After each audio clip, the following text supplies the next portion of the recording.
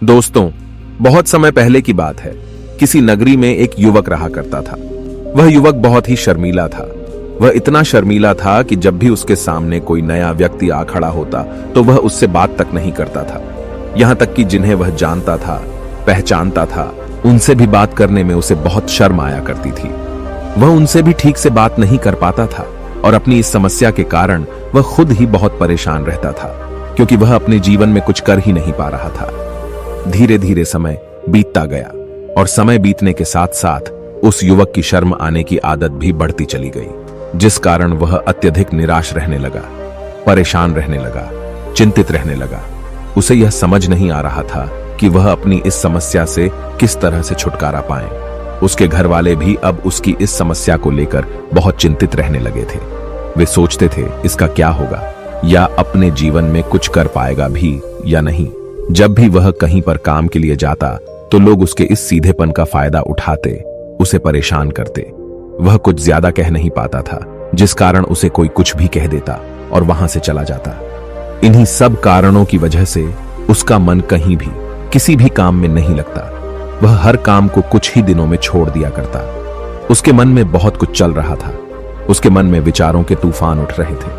वह सबसे बहुत कुछ कहना चाहता था, लेकिन अपनी इस आदत के कारण वह किसी से कुछ नहीं कह पा रहा था। वह अंदर ही अंदर घुटता जा रहा था। सारे विचार, सारी बातें उसके मन में ही दबी पड़ी थी, लेकिन कभी भी वह किसी से भी अपने मन की बात नहीं बताता था। जब छोटा सा बच्चा था तब उसे लोग बहुत पसंद करते थे।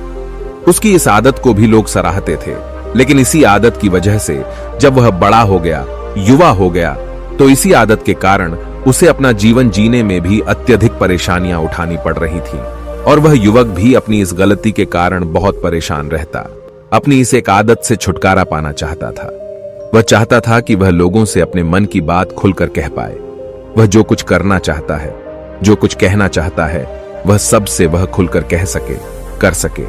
लेकिन जब भी कोई दूसरा उसके सामने आता तो उसकी जुबान मानो खुलती ही नहीं। यहां तक कि वह अपने माता पिता के सामने भी ठीक से बात नहीं कर पाता था। केवल उसके कुछ मित्र थे जिनसे वह अपने मन की बात कर पाता था। जब भी वह किसी बात का जवाब देता तो लोग उसकी हंसी उड़ाते, उसका मजाक बनाते। लोग कहते कि आज तो तेरे मुंह में भी जबान आ गई है। यह समस्या दिन ब दिन बढ़ती चली जा रही थी और इस समस्या के कारण अब उसके पिता भी अत्यधिक चिंतित रहने लगे थे। वह चाहते थे कि उनका बेटा भी दूसरों के सामने अपने मन की बात रख सके, लेकिन एक दिन जब अपने उस बेटे को दूसरों के सामने शर्मिंदा होता हुआ देख रहे थे, तभी उन्हें बहुत क्रोध आया और वह अपने बेटे को खरी खोटी सुनाने लगे। उन्होंने उसे इतना डांट दिया कि वह युवा लड़का अत्यधिक क्रोधित हो गया और वहां से बिना कुछ कहे वह वहां से चला गया। शाम हो चुकी थी और अब तक उनका बेटा घर नहीं लौटा था। माता और पिता दोनों बड़े ही चिंतित थे। वे अपने बेटे को वापस घर पर देखना चाहते थे, लेकिन युवा लड़का तो भागते भागते पहाड़ की चोटी पर जा पहुंचा था। वह वहां से नीचे की ओर झांक रहा था और ईश्वर से कह रहा था, हे भगवान, आपने मुझे ऐसा क्यों बनाया? लोग मेरा मजाक उड़ाते हैं, लोग मेरी हंसी उड़ाते हैं। जब मैं इस दुनिया में अपने मन की बात रख ही नहीं सकता, मैं किसी से कुछ कह ही नहीं सकता, तो फिर मैं इस जीवन को जीकर क्या करूंगा? जब भी मैं किसी से कुछ कहने की कोशिश करता हूं तो लोग मेरा मजाक बनाते हैं, मेरी हंसी उड़ाते हैं। यहां तक कि वह मुझसे कुछ भी कहकर चले जाते हैं और मैं उनका जवाब नहीं दे पाता। ऐसा जीवन जीकर मुझे क्या मिलेगा? इसलिए मैं तेरे पास आ रहा हूं। इतना कहकर जैसे ही वह युवक कूदने की तैयारी कर रहा था कि तभी पीछे से आवाज सुनाई पड़ी, बेटा, जान देना तो बहुत आसान है, लेकिन इस जान को तुम वापस नहीं पा सकोगे। जैसे ही यह आवाज उसके कानों में पड़ी, वह पीछे मुड़कर देखने लगा। उसने जैसे ही पीछे मुड़कर देखा, उसने पाया कि एक बौद्ध भिक्षु उसके पीछे खड़े हैं। उन्हें देखकर वह डर सा गया और अपने कदम पीछे खींच लिए और चुपचाप वहां पर खड़ा हो गया। अपनी आदत के कारण वह उनसे कुछ कह नहीं पा रहा था। तभी बौद्ध भिक्षु उस युवक से कहते हैं, बेटा, क्या बात है? आखिर तुम यहां पर क्या कर रहे हो और तुम अपने इस जीवन को क्यों समाप्त करना चाहते हो? यह अनमोल जीवन बहुत कम लोगों को नसीब होता है और तुम्हें यह जीवन व्यर्थ लगता है। इस पर वह युवक कहता है, नहीं नहीं, कुछ नहीं, मैं तो बस यहां पर खड़ा होकर देख रहा था। तभी बौद्ध भिक्षु उस युवक से कहते हैं, बेटा, मैं जानता हूं कि तुम यहां पर क्या करने आए थे। तुम मुझसे कुछ नहीं छुपा सकते, लेकिन मैं चाहता हूं कि तुम अपनी समस्या मुझसे खुद बताओ, तभी मैं उसका समाधान तुम्हें बता पाऊंगा। यदि तुम चाहते हो कि कोई तुम्हारी मदद करे तो उसके लिए पहले तुम्हें ही आगे बढ़ना होगा। यदि तुम चाहते हो कि मैं तुम्हारी समस्या का समाधान करूं तो तुम्हें मुझे अपनी समस्या बतानी होगी, वरना मैं कुछ नहीं कर सकूंगा। उन बौद्ध भिक्षुओं की यह बात सुनकर वह युवक कहता है, नहीं नहीं, मैं ठीक हूं, मैं सच कह रहा हूं। उस युवक की यह बात सुनकर बौद्ध भिक्षु उस युवक से कहते हैं, ठीक है बेटा, यदि तुम नहीं चाहते कि मैं तुम्हारी मदद करूं तो कोई बात नहीं, मैं तुम्हारी बात पर विश्वास कर लेता हूं। लेकिन तुम्हें भी मेरी एक बात पर विश्वास करना चाहिए कि मैं तुम्हारी मदद के लिए ही यहां पर आया हूं। तुम चाहो तो तुम अपनी समस्या मुझे बता सकते हो और मैं तुम्हारी इस समस्या का समाधान भी अवश्य करूंगा। इसका जवाब देते हुए युवक उन बौद्ध भिक्षु से कहता है, नहीं नहीं, मैं ठीक हूं, आप जाइए। इस पर वह बौद्ध भिक्षु उस युवक से कहते हैं, ठीक है बेटा, यदि तुम चाहते हो कि मैं यहां से चला जाऊं तो मैं यहां से चला जाता हूं, लेकिन मेरी एक बात याद रखना, मेरे जाने के बाद मैं तुम्हारी कोई मदद नहीं कर पाऊंगा और हो सकता है कि तुम्हारी मदद के लिए कोई और आगे भी ना आए। इतना कहकर बौद्ध भिक्षु पीछे की ओर मुड़े और अपने मार्ग में आगे बढ़ने लगे। वो युवक वहीं पर खड़ा होकर यह सब देख रहा था। जैसे ही वह कुछ दूर पहुंचे तभी उस युवक ने जोर से आवाज लगाई, हे गुरुदेव, मेरी समस्या बहुत बड़ी है, क्या आप उसका समाधान कर सकेंगे? क्या आप मुझे उसका समाधान दे सकेंगे? यह सुनकर बौद्ध भिक्षु वहीं पर खड़े हो गए। पीछे मुड़कर उन्होंने उस युवक की बात का जवाब देते हुए कहा, बेटा, इस दुनिया में कोई भी ऐसी समस्या नहीं है जिसका कोई समाधान न हो। यदि तुम मुझे अपनी समस्या बताओगे तो मैं उसका समाधान अवश्य करूंगा। तभी वह युवक उन बौद्ध भिक्षु से अपनी समस्या बताते हुए कहता है, गुरुवर, मेरी एक बहुत बड़ी समस्या है कि मैं शर्मीला हूं, जिस कारण मैं किसी से कोई बात नहीं कर पाता। यहां तक कि मैं अपने मन की बात भी किसी को नहीं बता पाता। जब भी मैं किसी से बात करने की कोशिश करता हूं तो लोग मेरा मजाक उड़ाते हैं, मेरी हंसी उड़ाते हैं। जब भी मुझे कोई खरी खोटी सुनाता है, उल्टी सीधी बातें करता है, तो मैं उनका जवाब नहीं दे पाता। मैं लोगों की तरह चालाक बनना चाहता हूं, लोगों की तरह बातों का जवाब देना चाहता हूं, अपने मन की बात करना चाहता हूं। मैं इस दुनिया के साथ कदम से कदम मिलाकर आगे बढ़ना चाहता हूं। क्या इसका कोई समाधान है? उन भिक्षु ने उस युवक की सारी बातें ध्यानपूर्वक सुनी और फिर जवाब देते हुए कहते हैं, बेटा, जरूरत से ज्यादा शर्मीला होना, इसका अर्थ यह है कि तुम्हारे अंदर कोई डर है जिसे तुम पहचान नहीं पा रहे, जिस कारण उसका समाधान करने में भी असमर्थ हो। शर्म करना अलग बात है और डरना अलग।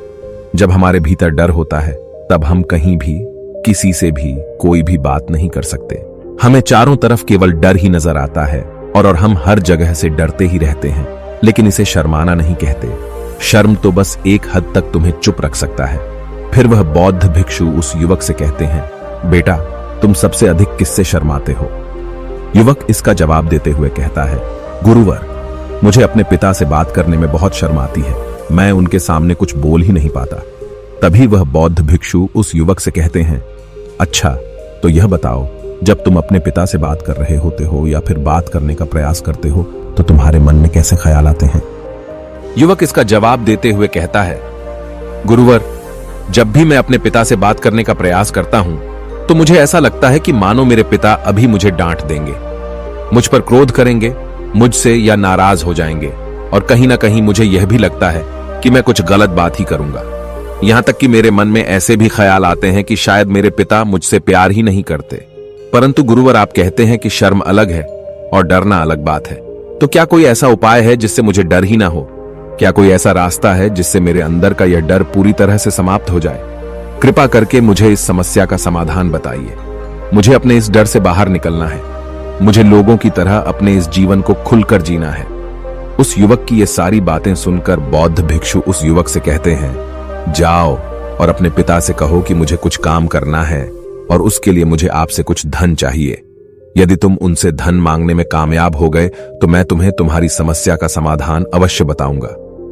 वह युवक काफी घबरा गया। उसने उन गुरुवर से कहा, हे गुरुवर, मुझे यह कार्य न दीजिए, मैं उनसे कुछ नहीं कह पाता। उनके सामने तो मेरी बोलती तक बंद हो जाती है, मैं उनसे धन भला कैसे मांगूंगा? यह बात सुनकर बौद्ध भिक्षु उस युवक से कहते हैं, तब तो तुम्हारी समस्या का कोई भी समाधान नहीं है और न ही तुम कभी भी अपने जीवन को खुलकर जी पाओगे। यह बात सुनकर युवक उन भिक्षुओं से कहता है, गुरुवर, ऐसा न कहें, कृपा करके मुझे कोई और कार्य बताइए, कोई ऐसा कार्य जिससे मेरे अंदर का डर पूरी तरह से समाप्त हो जाए, कोई ऐसा समाधान बताइए। इसका जवाब देते हुए वह बौद्ध भिक्षु उस युवक से कहते हैं, बेटा, यदि तुम्हें अपने अंदर के डर को समाप्त करना है तो पहले तुम्हें मेरा यह कार्य करना होगा जो मैंने तुम्हें कहा है। वह युवक घबराकर काफी देर सोच विचार करने के बाद पुण्य गुरुवर से कहता है, ठीक है, यदि आप चाहते हैं कि मैं इस कार्य को करूं तो मैं इसे करने का पूरा प्रयास करूंगा। इतना कहकर वह युवक अपने घर लौट जाता है। उसे देखकर उसके माता पिता बहुत खुश हो जाते हैं और वह युवक अपने पिता से डरते डरते कहता है, पिताजी, मुझे आपसे कुछ बात कहनी है। इस पर उसके पिता कहते हैं, बोलो, क्या बात है? युवक आगे कहता है, पिताजी, मैं कुछ काम करना चाहता हूं और उसके लिए मुझे आपसे कुछ धन चाहिए। क्या आप मुझे कुछ धन दे सकते हैं? इतना सुनकर उस युवक के पिता ने उसकी ओर ध्यान से देखा। काफी देर देखने के बाद वह खुशी से झूम उठे और तुरंत ही उन्होंने कुछ धन अपने पुत्र के हाथों पर रख दिया और कहने लगे, बेटा, इतना धन काफी है कि तुम्हें और चाहिए? इसके जवाब में वह युवक अपने पिता से कहता है, नहीं नहीं पिताजी, इतना काफी है, मैं इतने से काम चला लूंगा। वह युवक उस धन को लेकर तुरंत दौड़ा दौड़ा उन बौद्ध भिक्षु के पास लौटा और जो धन उसने अपने हाथों में ले रखा था उसे दिखाते हुए वह कहता है, गुरुवर, जैसा आपने कहा था, मैं धन लेकर आपके पास आ चुका हूं। मैंने अपने पिता से धन मांग लिया है। अब मुझे आप मेरी समस्या का समाधान बताओ। तभी बौद्ध भिक्षु उस युवक से कहते हैं, अरे इतनी जल्दी क्या है, अभी तो तुम्हें मेरे लिए एक और काम करना है, तभी मैं तुम्हें तुम्हारी समस्या का समाधान अवश्य बताऊंगा। और यदि तुम मेरे लिए इस कार्य को नहीं पूरा कर सके तो मैं तुम्हें कभी भी तुम्हारी समस्या का समाधान नहीं बताने वाला। तभी वह युवक उन बौद्ध भिक्षुओं से कहता है, हे गुरुवर, अभी तो मैंने आपके लिए एक काम किया है, अभी आप मुझे एक और काम करने के लिए कह रहे। तभी बौद्ध भिक्षु उस युवक से कहते हैं, हाँ, तुम्हें मेरे लिए एक और काम करना ही होगा। वह युवक एक बार फिर से काफी देर सोच विचार कर उन बौद्ध भिक्षु से कहता है, अच्छा ठीक है, बताइए अब मुझे क्या करना है? इसके जवाब में बौद्ध भिक्षु उस युवक से कहते हैं, जाओ और यह धन जो तुमने अपने पिता से मांग कर लाया है, इस धन को वापस अपने पिता को लौटा दो और साथ साथ यह भी कहना कि पिताजी, मैं अभी काम नहीं करना चाहता, लेकिन जब समय आएगा तो मैं आपसे यह धन वापस ले लूंगा और उससे अपना काम पूरा करूंगा। यह बात सुनकर युवक एक बार फिर से ऊपर से नीचे तक पूरी तरह से कांप गया और कहने लगा, गुरुवर, आप मुझे कोई और काम सौंप दीजिए, मैं उसे जरूर करूंगा। लेकिन अब यदि मैं धन लेकर उनके पास वापस गया तो वह क्या सोचेंगे मेरे बारे में? मैं तो शर्मिंदा हो जाऊंगा उनके सामने। इसलिए गुरुवर, कृपया करके मुझे कोई और काम दे दे। तभी बौद्ध भिक्षु उस युवक से कहते हैं, बेटा, जो काम मैंने तुम्हें सौंपा है, तुम्हें उसी कार्य को पूरा करना होगा, अन्यथा तुम्हारी समस्या का समाधान मैं तुम्हें नहीं बताने वाला। काफी देर सोच विचार करने के बाद वह उन बौद्ध भिक्षु से कहता है, ठीक है गुरुवर, मैं वापस जाता हूं और यह धन लौटाकर मैं अभी आता हूं। वह तुरंत दौड़ा दौड़ा अपने पिता के पास वापस लौटा। उसने अपने पिता से कहा, पिताजी, मैं यह धन अभी नहीं लेना चाहता, अभी यह धन आप मुझसे वापस ले लीजिए। जब मुझे कोई काम पड़ेगा तो मैं आपसे यह धन वापस ले लूंगा। उसके पिता ने उस युवक की तरफ घूर घूर कर काफी देर तक देखा और फिर मुस्कुराते हुए कहने लगे, बेटा, मैं समझता हूं कि किसी भी काम को शुरू करने से पहले हमें उसके बारे में जानकारी इकट्ठा करनी चाहिए। उसके बारे में समझना जरूरी है। कब, क्या, कैसे और कब तक करना है, इसके बारे में भी हमें जानकारी लेनी जरूरी है। कोई भी काम ऐसे ही नहीं शुरू किया जा सकता। उसमें हम सफल होंगे या फिर नहीं, इसका भी अनुमान हमें लगाना पड़ता है। और जब हम इन सभी के बारे में सही जानकारी प्राप्त कर लेते हैं, तभी हमें धन लगाना चाहिए। मुझे बहुत खुशी है कि तुमने यह सही निर्णय लिया है। जब तुम्हें यह समझ में आ जाए कि जो कार्य तुम करने जा रहे हो वह तुम्हारे लिए उचित है, तब तुम चाहो तो मैं तुम्हें यह धन वापस लौटा दूंगा। युवक अपने पिता से यह सारी बातें सुनकर मन ही मन बहुत प्रसन्न था। उसने यह तो उम्मीद तक नहीं की थी कि उसके पिता हंसकर उसे इस तरह से सारी बातें समझाएंगे। वह मन ही मन यह सोच ही रहा था कि तभी उसके पिताजी उसके और करीब आए और अपनी उस युवा बेटे को गले से लगा लिया। जैसे ही उसके पिता ने उस युवक को गले से लगाया, उसको बहुत अच्छा महसूस हुआ। उसका आत्मविश्वास, उसका हौसला और बढ़ता गया। उसके बाद युवक वापस पुण्य गुरुवर के पास लौटा और कहने लगा, गुरुवर, जैसा आपने कहा था मैंने बिल्कुल वैसा ही किया है। मैंने धन अपने पिता को वापस कर दिया है। अब तो कृपया करके मुझे मेरी समस्या का समाधान बता दीजिए। तभी बौद्ध भिक्षु उस युवक की तरफ देखकर मुस्कुराते हैं और इस युवक से कहते हैं, बेटा, इतनी जल्दी क्या है? अभी तो तुम्हें मेरे लिए एक और काम करना ही पड़ेगा। वह युवक कहता है, महाराज, आप आखिर मुझसे बार बार इस तरह से काम क्यों करवा रहे हैं? क्या आपके पास मेरी समस्या का कोई समाधान नहीं है? कहीं आप मुझे बेवकूफ तो नहीं बना रहे? जिस तरह से लोग मुझे बेवकूफ बनाते हैं, क्या आप भी मेरे साथ वही तो नहीं कर रहे? आपने कहा, जाओ अपने पिता से पैसे मांग कर लाओ। मैंने पैसे मांग कर लाए। आपने फिर कहा, जाओ ये पैसे अपने पिता को लौटा कर आओ। मैंने आपके कहे अनुसार बिल्कुल वैसा ही किया। लोगों की और अब बात आप सुनोगे कह तो रहे कुछ हैं कर कि नहीं मैं पाओगे। आपके लिए एक और लोग काम हैं जो करूं। हमेशा नहीं, आपको ये पीछे मुझसे नहीं खींचते होगा। रहते हैं। तभी बौद्ध भिक्षु उस युवक की तरफ देखकर मुस्कुराते हैं और कहते हैं, बेटा, बस यह आखिरी काम है और यह बहुत सरल भी है। तुम जैसे ही इस कार्य को पूरा करोगे, मैं तुम्हें वचन देता हूं कि मैं तुम्हारी समस्या का समाधान तुम्हें अवश्य बताऊंगा। इस पर वह युवक फिर से एक बार सोच विचार करता है और उन बौद्ध भिक्षु से कहता है, ठीक है, लेकिन यह आखिरी काम जो मैं आपके लिए करूंगा, बताइए मुझे क्या करना है? तभी बौद्ध भिक्षु एक मूर्ति निकालकर उस युवक के हाथ में थमा देते हैं। वह मूर्ति दिखने में बहुत ही साधारण सी थी, लेकिन वह बौद्ध भिक्षु उस युवक से कहते हैं, बेटा, तुम्हें इसे बाजार में ले जाना है, इसे बेचना है और इसके बदले में तुम्हें 100 सोने के सिक्के लेकर आने हैं। जब तुम यह करने में सफल हो जाओगे, तभी मैं तुम्हें तुम्हारी समस्या का समाधान तुम्हें बता पाऊंगा।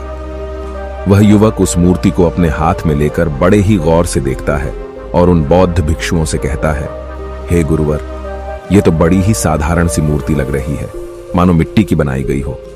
इसके लिए भला 100 सोने के सिक्के मुझे कौन देगा? कहीं आपका माथा फिर तो नहीं गया है?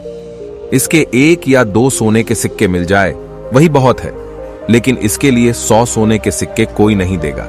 तभी बौद्ध भिक्षु उस युवक से कहते हैं, बेटा, मैंने जो तुम्हें काम सौंपा है, यदि तुम उसे पूरा करोगे तभी तुम्हें तुम्हारी समस्या का समाधान मिल पाएगा, अन्यथा तुम चाहो तो अपने घर लौट सकते हो। फिर से वही अपने पुराने जीवन में, जहां लोग तुम्हारा मजाक बनाते हैं, लोग तुम्हें डराते हैं, सताते हैं। मैं तुम्हें यहां अपने डर को निकलने में तुम्हारी मदद कर रहा हूं।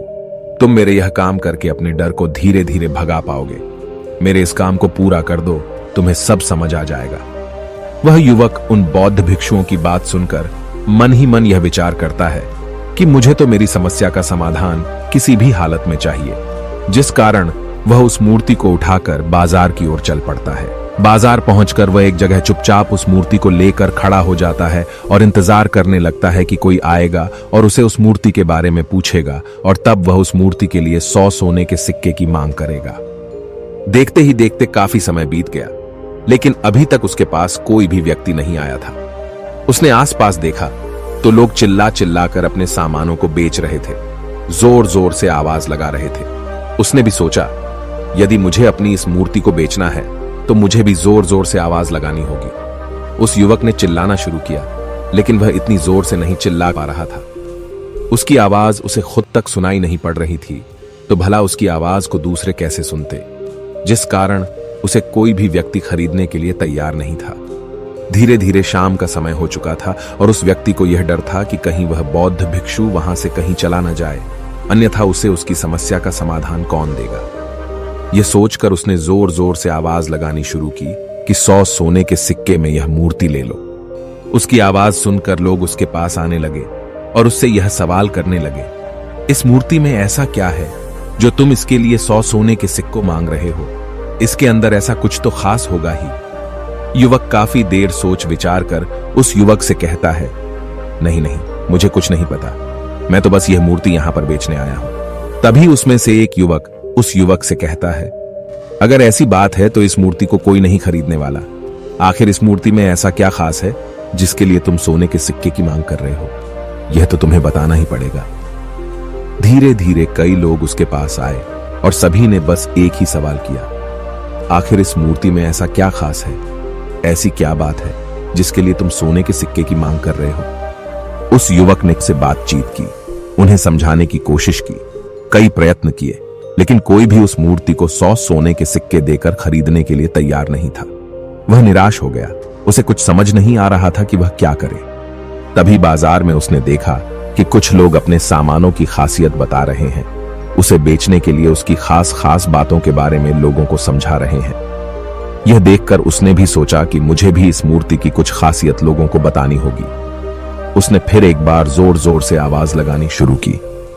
समस्या का समाधान निकालने वाली मेरी गुरु की इकलौती मूर्ति, जो इस दुनिया में केवल एक ही है जिसके पास भी यह मूर्ति होगी, उसके घर में कोई समस्या नहीं होगी। यह मूर्ति उस समस्या का समाधान तुम्हें अवश्य बताएगी। यह सुनकर लोग उसके पास पहुंचने लगे और उसे यह सवाल करने लगे, क्या सच में यह मूर्ति जिसके पास होगी उसके पास कोई समस्या नहीं होगी? क्या सच में यह सभी समस्याओं का समाधान करती है? इसका जवाब देते हुए युवक कहता है, हां, सभी समस्याओं का समाधान कर देती है।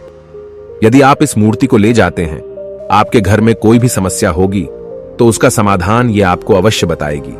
चाहे कोई भी समस्या हो, कैसी भी समस्या हो, कैसी भी परिस्थिति हो, आपको इसका समाधान अवश्य मिलेगा।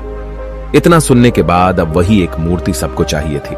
उस मूर्ति के दाम लगाने लगे। कोई उसे 200 सोने के सिक्के तो कोई 400, कोई 600 तो कोई 1000 सोने के सिक्के देने के लिए तैयार था। उस मूर्ति की कीमत लगातार बढ़ती जा रही थी। जैसे जैसे लोगों को पता चलता जा रहा था कि यह मूर्ति लोगों की समस्या का समाधान करती है, लोग उसे किसी भी कीमत पर खरीदने के लिए तैयार हो गए थे। अब वह युवक भी आत्मविश्वास के साथ और जोर से चिल्ला रहा था। लोगों को उस मूर्ति के बारे में समझा रहा था, बता रहा था। अब उसके मन में कोई डर नहीं था। वह लोगों को उस मूर्ति के बारे में पूरे आत्मविश्वास के साथ, बिना घबराए, उस मूर्ति की खासियत बताने में लगा हुआ था, जिस कारण लोग उस पर भरोसा कर रहे थे। और वह भरोसा लोगों की नजरों में नजर भी आ रहा था। जैसे जैसे अंधेरा होता गया, लेकिन लोगों की भीड़ मानो कम होने का नाम ही नहीं ले रही थी। लोग उस मूर्ति को खरीदना चाहते थे। उस युवक ने जोर से आवाज लगाई कि मुझे क्षमा करें, यह मेरे गुरु की मूर्ति है और मैं इसे बेचना नहीं चाहता। इतना कहकर वह युवक उस मूर्ति को लेकर वापस खाली हाथ लौट आया और उन गुरुवर के पास पहुंचा और उन गुरुवर से कहने लगा, हे गुरुदेव, आपका बहुत बहुत धन्यवाद। इस मूर्ति ने मेरी समस्या का समाधान कर दिया। मुझे समझ में आ गया कि मेरी क्या समस्या थी। हालांकि मैं इसे बेचकर सोने के सिक्के तो आपके लिए नहीं ला पाया, लेकिन मुझे मेरी समस्या का समाधान अवश्य मिल गया। आपका बहुत बहुत धन्यवाद। इस बात को सुनकर बौद्ध भिक्षु उस युवक से कहते हैं, बेटा, मैंने तुम्हारी समस्या का समाधान नहीं किया है। तुमने तो खुद ही अपनी समस्या का समाधान किया। अपनी समस्या तुमने खुद ही सुलझाई है। तुम्हारे मन में हजारों सवाल थे। मैं यह करूंगा तो लोग क्या कहेंगे, मेरे बारे में क्या सोचेंगे? यदि मैं अपना मुंह खोलूंगा तो लोग मेरे पर हंसेंगे। यदि मैंने मुंह खोला तो मैं कुछ गलत ही करूंगा। ऐसे कई सारे विचार तुम्हारे मन में थे। ऐसे कई सारे डर तुमने अपने मन में पाल रखे थे। लेकिन जब इस मूर्ति के बेचने के दौरान तुमने उन हजारों लोगों का सामना किया, उनके सामने खुलकर अपनी बात रखी, उनके सामने खुलकर वह कहा जो तुम्हें कहना था, तो तुम्हारे मन का डर खुद खुद समाप्त हो गया। जिसे तुम शर्माना कहते थे, वो अपने आप ही तुम्हारे भीतर से कहीं गायब हो गया। युवक अपने गुरु की यह बात सुनकर अपने गुरुवर से कहता है, गुरुवर, आप सही कहते हैं। आपने आज मेरे मन में वो विश्वास जगा दिया है जिसे मैं अब अपने जीवन में कुछ भी हासिल कर सकता हूं। आपका बहुत बहुत धन्यवाद। डर को धीरे धीरे खत्म करने से ना ही आपको शर्म आएगी और ना ही डर लगेगा। और जब आपके भीतर का डर हमेशा के लिए समाप्त हो जाएगा, तो आप अपने जीवन में जो भी कुछ करना चाहते हैं, जो भी कुछ पाना चाहते हैं, उसका रास्ता आपके लिए पूरी तरह से साफ हो जाएगा और आप अपने मार्ग पर तेजी से आगे की ओर बढ़ने में सक्षम भी हो जाएंगे। इसलिए लोग क्या कहते हैं, क्या कहेंगे, ये सब छोड़ दीजिए और खुद पर विश्वास कीजिए, क्योंकि आप ही हैं जो अपने इस डर का सामना कर सकते हैं। अगर आप किसी ऐसे व्यक्ति को जानते हैं जो हर वक्त शर्माता है या अपनी बात खुलकर लोगों के सामने नहीं रख पाता, तो ये वीडियो उनके साथ शेयर करना ना भूलें।